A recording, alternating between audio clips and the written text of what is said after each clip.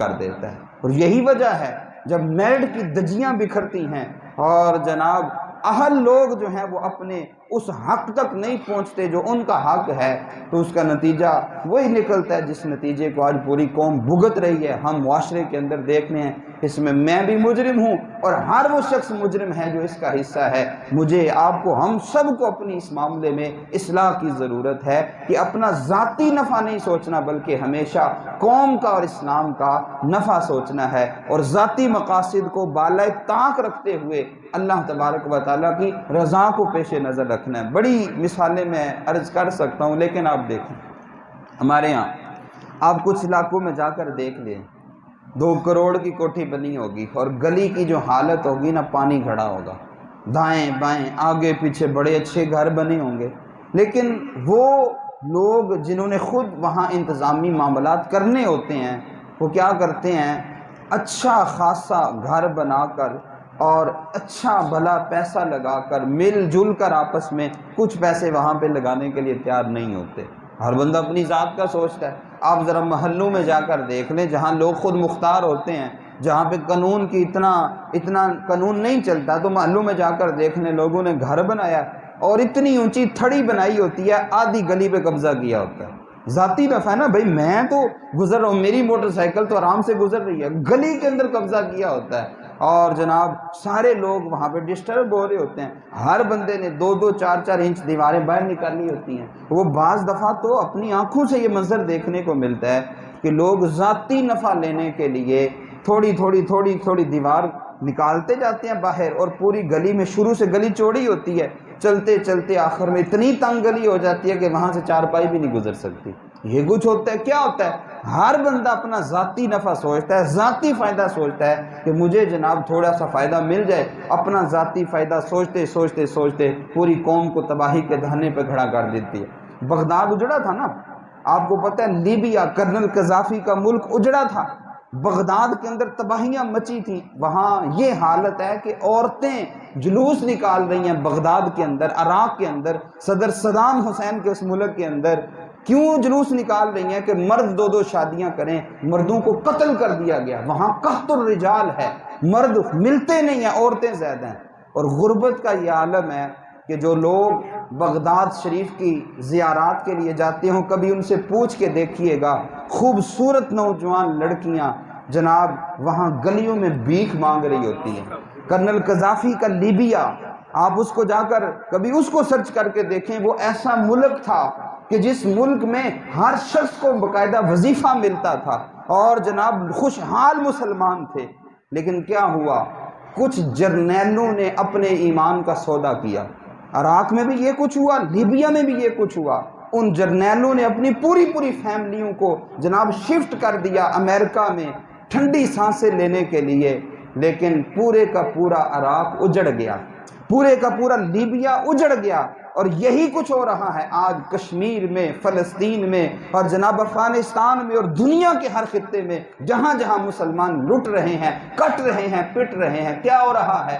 کیا وہاں پہ کچھ لوگوں نے، کچھ حکمرانوں نے اپنے ذاتی نفع سوچ لیے، اپنی ذاتی فائدے سوچ لیے، اور پوری امت مسلمہ کو تباہی کے دہانے پر کھڑا کر دیا۔ یہ کوئی چھوٹی بات نہیں ہے۔ آپ یقین کیجئے کہ یہ جو ذاتی نفع ہوتا ہے نا، صرف اپنا سوچنا، یہ پوری قوم کا نہیں، پوری دنیا کا سودا کر دیتے ہیں۔ یہ صرف اپنے وطن کا نہیں، پوری امت مسلمہ کا سودا کر دیتے ہیں۔ اور جناب چند لوگوں کو دکھانے کے لیے بعض دفعہ نعرے لگا لیے جاتے ہیں کہ ہم ساتھ ہیں تو ہم فلاں ہیں۔ کوئی ساتھ نہیں ہے، کوئی اب جو ہے وہ اس مقصد کے لیے نہیں ہے۔ مقصد وہی ان لوگوں کا تھا کہ جب یہاں سندھ میں راجہ داہر نے ایک مسلمان بیٹی پر حملہ کیا تو وہ چھوٹی سی عمر میں محمد بن قاسم اللہ کی رحمت بن کے آ گیا تھا۔ اور یہ میں بھی، اب بات ہوگی نا آج جہاد کی بات ہوگی، جی ضرورت ہے، کشمیر کا حل صرف جہاد ہے، اور دیگر ممالک فلسطین کا حل صرف جہاد ہے، یہاں سے میں بولوں گا، ادھر سے آپ اٹھیں گے، دیکھیں جی کیسی باتیں کر رہے ہیں، ایٹم کی جنگ ہے، لڑائیاں ہوں گی، خون ریزی ہوگی، فساد پھیلے گا، اس سے کیا ہوگا؟ بھائی ڈائلاگ کے ذریعے حل کریں، ڈائلاگ کے ذریعے، ٹیبل ٹاک کے ذریعے حل کریں۔ کیوں؟ مجھے نظر آ رہا ہے کہ یہ کچھ ہوا تو میری جان بھی جائے گی، میں اپنی ذاتی نفع کے لیے ان کے لیے نہیں بول رہا، میں ذاتی نفع کے لیے غلط ٹاک کر رہا ہوں، مجھے پتہ ہے یہ غلط ہے، لیکن اندر سے میرا جو ذاتی نفع کا تقاضا ہے نا وہ مجھے بلوا رہا ہے کہ بھائی پھر تو تیری جائیداد بھی چلی جائے گی، تیری دولت بھی ختم ہو جائے گی۔ اور 70 سال ہو گئے بھائی، یہ کشمیر کی مثال آپ لے لیں، آج تک کون سا سیاسی حل اس کا نکلا؟ کون سا ٹیبل ٹاک سے اس کا حل نکلا؟ فلسطین ہو، کشمیر ہو، دنیا کا کوئی خطہ ہو، اس کا حل یہ نہیں ہے۔ آپ نے سارا کچھ کر لیا اور جناب ساری مذہبی پابندیاں سب کچھ کر لیا، لیکن اس کے باوجود گرے لسٹ سے تو نام آپ کا بھی نہیں نکل رہا۔ جو مرضی کر لیں، ان کے آگے بچھ بھی جائیں، وہ نہیں ہماری خواہشات کے مطابق چلیں گے۔ جب قرآن یہ فرما چکا، اے ایمان والو، یہود و نصارہ کو کبھی دوست نہ بنانا، وہ تمہارے دشمن ہیں، آپس میں دوست ہیں، ان کا تعلق آپس میں مضبوط ہے، تو جب ذاتی نفع بندہ سوچتا ہے جناب ذاتی مجھے فائدہ ہو جائے، اس طرح پھر قوموں کے مسائل کا حل نہیں ہوتا۔ اب ظاہر ہے میں یہاں بول رہا ہوں، آپ سن رہے ہیں، میں یہ سوچوں آپ یہ کہیں، ہم کیا کر سکتے ہیں؟ یہ تو صاحب اقتدار لوگوں کا کام ہے، وہ جو بڑی بڑی سیٹوں پہ بیٹھے ہیں وہ ظلم کر رہے ہیں، میں کیا کر رہا ہوں؟ لیکن اللہ تعالیٰ نے مجھے اور آپ کو ایک ضمیر دیا ہے، یہ وہ چیز دی ہے کہ جب میں رات کو لیٹتا ہوں نا، جو کچھ میں کرتا ہوں یہ مجھے بتاتا ہے کہ تو نے اچھا کیا برا کیا۔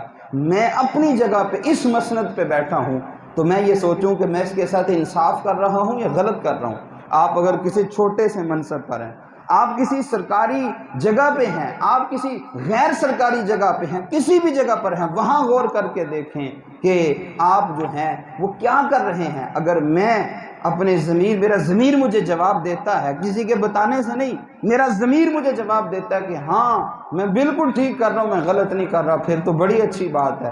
لیکن اگر میرے اندر کچھ کمی ہے تو پھر مجھے اپنے آپ کو بدلنا ہوگا۔ جب ایک ایک کر کے اپنے آپ کو بدلے گا نا، ٹھیک ہے دنیا میں بہت کچھ ہو رہا ہے، ہمارے ملک میں بہت کچھ ہو رہا ہے، لیکن کم از کم میں کسی کا نقصان نہ کروں، میں کسی کو دھوکہ نہ دوں، میں کسی کی برائی نہ سوچوں، تو آپ یقین جانیے اس سے بھی ایک انقلاب برپا ہوگا۔ اللہ تعالیٰ نے فرما دیا وَأَمَّا مَا يَنْفَعُ النَّاسَ فَيَمْكُثُ فِي الْأَرْضِ، سورۃ الرعد آیت نمبر 17، اس کو جا کے پڑھیں۔ فرمایا جو دوسروں کا نفع سوچتا ہے اللہ اسے زمین میں ہمیشہ باقی رکھتا ہے، وہ زمین سے جاتا نہیں۔ حضرت اقبال نے کہا تھا ہم تو صرف اپنے لیے کر رہے ہیں نا کہ میرا ذاتی فائدہ ہو جائے، مجھے کوئی مقصد حاصل ہو جائے۔ اقبال نے کہا تھا محبت کا وہ جنوں باقی نہیں ہے، محبت کا وہ جنوں باقی نہیں ہے، وہ دل وہ آرزو باقی نہیں ہے۔ نماز، روزہ، قربانی اور حج، نماز، روزہ، قربانی اور حج سب باقی ہیں مگر تو باقی نہیں ہے۔ یہ تو سب کچھ ہو رہا ہے، نمازیں، روزہ، حج، قربانیاں بھی بڑی ہوئی، بہت کچھ ہونا چاہیے، بہت اچھی بات ہے، لیکن فرمایا وہ جو مسلمان تھا نا کہ چبھے کانٹا جو کابل میں تو دیبل تک ہر مسلمان بے قرار ہو جائے۔